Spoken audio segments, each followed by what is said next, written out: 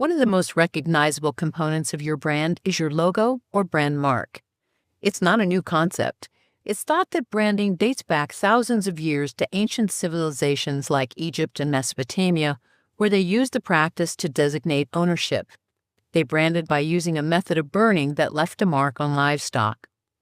Fortunately, in this training course, we will review a variety of design techniques that help your organization in making your mark that won't cause harm, but rather make your logo design more memorable.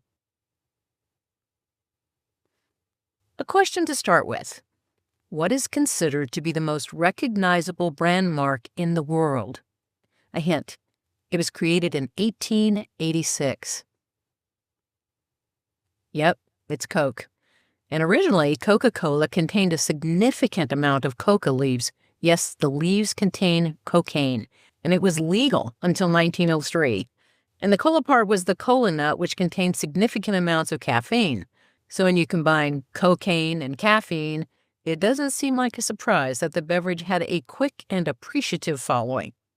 So when we're focusing on making your mark, it's important to set the record straight about how much you make your mark memorable. When you're the #1 most recognizable logo in the world, it isn't because you've been around for over a century. It's because you've kept established brand standards and invested greatly in putting your mark on everything and everywhere you can. And another factor, the Coca-Cola logo has only had slight design tweaks. That's why you recognize it right now. Plus, in 2023, Coke spent $5 billion on paid advertising, which was 22% higher than in 2022 when they invested only $646 million. The point here is that your logo is often the very first impression your audience has of your organization. So as you look at designing a new or refreshing an old brand, be very careful because you could be throwing the baby out with the bathwater. Now, most of you are nonprofit organizations or even more faith-based as well, which means that for the most part, you don't have budget for missing the mark on creating and designing a memorable logo.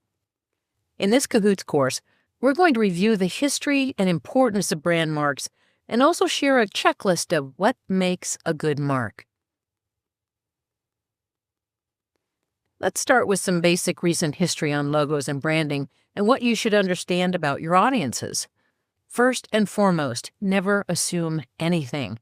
Your audiences have different levels of involvement with your nonprofit, and it's best not to make any assumptions about what they do or don't know about your organization, your programs, your products, or even your services.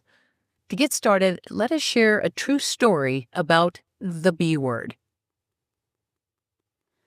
Just over a decade ago, we were hired to come alongside a denominational organization to help them rebrand. They'd been around for over a century and were very conservative, but genuinely wanted to extend their outreach to new and younger audiences. So let's just say they were located in a very rural community, and in order to attend the first meeting to begin the rebranding process, we had to drive almost 25 miles through nothing but cornfields and dairy farms. Those attending were on the rebranding committee, and they took their seats in a church conference room with chairs and tables that were set up in a U-shape around the podium where we were presenting. We began the meeting with sharing the process we as an agency use to determine and design a new brand. After only a few minutes, one of the attendees stood up and walked toward the podium. He leaned in to whisper in my ear, and he said, "We don't use the B word here, young lady." I replied, "The B word?" with my mind racing to recall what awful slang or naughty word I had used by accident. And then he replied, "Branding." Now, the president of the organization's jaw dropped, and of course we were at a loss as to what to say, knowing we'd been hired to rebrand the organization. Then it occurred to me. I respectfully asked, "Excuse me, but do you brand your dairy cows?" There was total silence. Then he graciously began walking back to his seat and he said, "Okay, you can use the B word." The point here, it is a safe assumption to assume that the majority of people who surround your cause don't really understand all the dynamics and science that goes into a brand. But they won't hesitate giving you a personal opinion versus a professional one. So let's start with a definition from the AMA so we're all on the same page. A logo is a name, term, design, symbol, or any other feature that identifies one seller's goods or services as distinct from those of other sellers. Now, we don't want to offend anyone with the beer bottle caps, but it's a great way to show a bunch of logos and how they, by definition, identify one seller's goods or services as distinct from those of other sellers.